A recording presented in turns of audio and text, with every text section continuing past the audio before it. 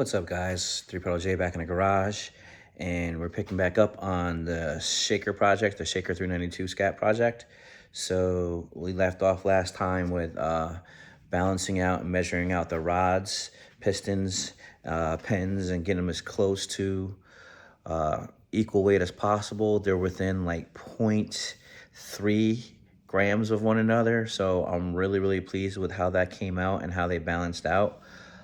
That's pretty awesome. One thing I needed to do that I didn't do is compare the weights of the pistons versus the new ones versus the stock pistons, but they're supposed to be dropping, so I'm not gonna do that. I may do that just as a matter of reference for myself, but something to consider that I could do to go an extra step. That being said, guys, here's the finished product of the pin and the piston rod pin combination. You've got the really hard to install locks. I figured out a method with these and was able to get them all in clearly, but it was pretty interesting. This particular combination is 621 grams, 621.7 grams for the rod. And then for the piston, it's 500.8 grams. Most of them were within that range. Most of them are all 621. It's just a matter of a couple of them were 620 grams. This one was 620 on a dot. This one was 621.1, 620, 620.9. So they're all right around 621 grams for the rods. And the pistons themselves were all right at 501 grams, 500 to 501 grams. And then the wrist pins were 137 or 136.9 grams. So they're all really close. The total weight was roughly 1,248 grams. There was a variance. The heaviest one was 1,248.3. The lightest one was 1,247.1. So they're all very close. Or 47.9. I'm sorry, I said 0.1. The lightest was 1,247.9. So they're super close, and they're kind of positioned to go. So this is 1, 2, 3, 4, 5, 6, 7, 8. They're positioned to go in on the crank in an order where the weights are going to be evenly distributed. One thing that I did off camera that I didn't show, I already showed you guys that I got the plugs and everything in, the rotating assembly in, is I polished the crank. So now we're doing the phaser, and as you can see, I've already taken and gotten started with putting the tool on the spring to relieve the spring pressure. Here's the actual lock itself, and it goes in here. I've got the directions from Comp right here. So the first part is to put that guy on there. This is the Comp Cams 5760 Hemi lockout lock kit for the Hemi phaser. It's the standard lock kit. There is a limiter kit too, which is a smaller insert. This stuff goes inside the phaser. I've already gotten it to the point where we're at step 2. So we're gonna have a gander on this side and see what they say. So real quick, the first instructions, this tells you to put this in here and tighten the screw up. We've done that already. Takes the pressure off the spring pressure off the bolt. This guy says to turn the phaser over, loosen the circled bolt pins that's opposite of the dowel pin slots. One turn in the picture, proceed to remove. So, okay, so here's the slot right here. That's what I thought I saw. And on my particular one, it would be right here. So if you look, this is the slot they're talking about. And if you look on here, there's the slot right there. So they want you to loosen this guy up a quarter turn. So what I do is I mark that, and then I'll do it. It says caution, and it's big, like you can't miss it. Do not completely remove this bolt. Spring will unwind. So we don't want to do that. Do not remove tool unless all bolts are installed. I already knew about that. So this is the bolt. I marked this specifically so that I know. Two reasons. One, it's opposite of the phaser slot, and that's the part that the pin goes in. This is what breaks pins if you don't do this correctly, torque the bolt down correctly. So I marked that so that I know what to do. So what we're gonna do is we're gonna get our little pin here. It's just a little paint marker, little white paint, and we're just gonna go just like this.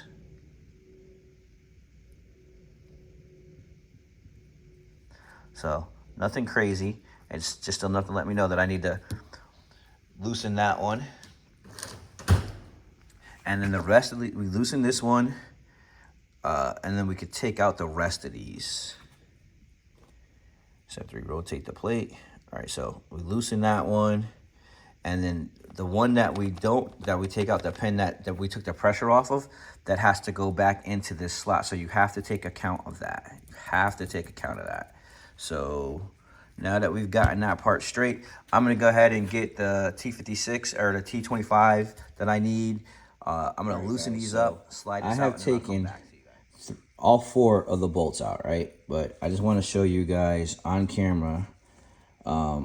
These 3 bolts here are physically shorter than the bolt I'm about to pull out. This is the bolt that has the tool holding the spring, right? And as you can see, I got it loose, so it just comes out. You see, this has an extra little tang on there that goes in between the spring. So that bolt has to go back in here where the tool is at. So I've loosened this one up. This is the one that I marked. You don't mess with that one. You can slide this around like that, and it's super, super easy. So once you got that part done, we've gotten step 3 done. It says insert lock here with slit facing the center of the phaser. So if you look, here's the tool, here's the tool. So the lock goes right in here with the slit facing the center of the phaser. So it goes like so, right in there. Boom, locks in there. Next thing you do, you put this little set pin in here, and then you ratchet her down. So that's it for the phaser. Phaser's done, so now we're gonna go ahead and slide this guy back to where it was. We're gonna remember to insert the big pin. There's the tool, and we're gonna put this guy, get him started. All right, guys, so I finished with the install of the cam phaser lockout, and what I did was I put the new bolt in.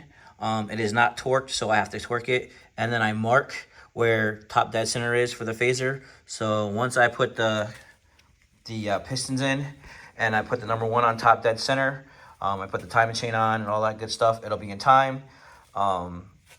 Then the only thing I got left to do, well, then we're straight, I'm sorry. You know, after I put it in time and it's on top dead center, once I get the pistons in, we'll be good to go. It'll be in time. Then I just got to put the tensioners on, and this guy will be done. So what I do is I mark this. This is where the number 1, where the arrow is on the phaser.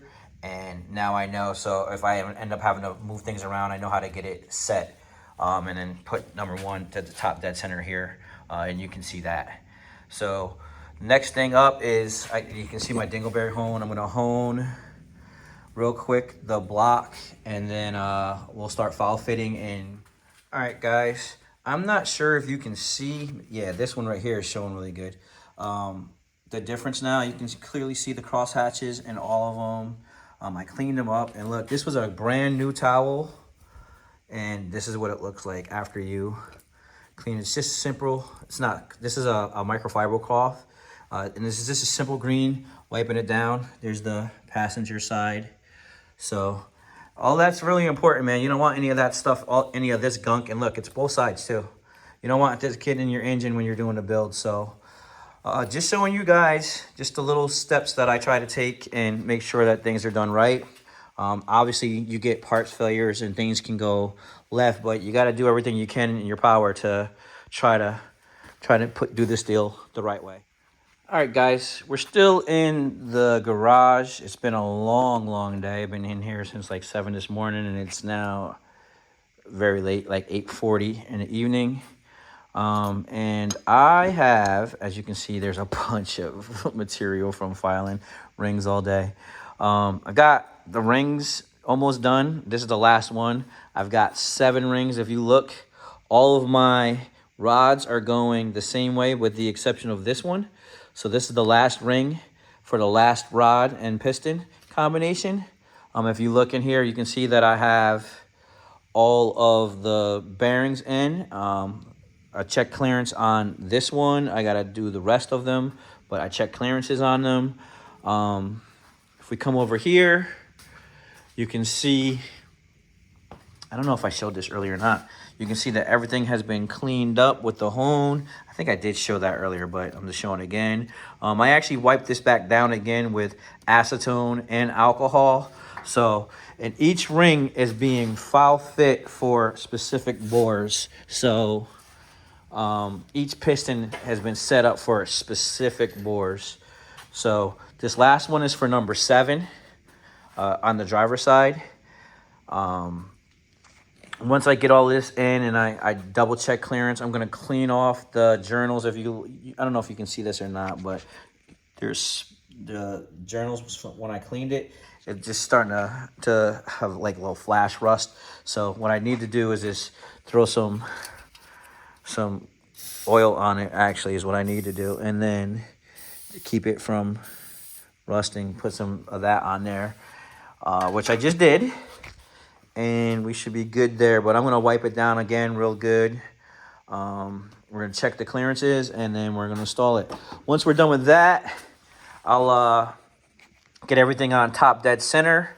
I'll have to undo the cam bolt and the phaser again, put the timing chain on once it's on top dead center, then put the cam bolt and the phaser back in.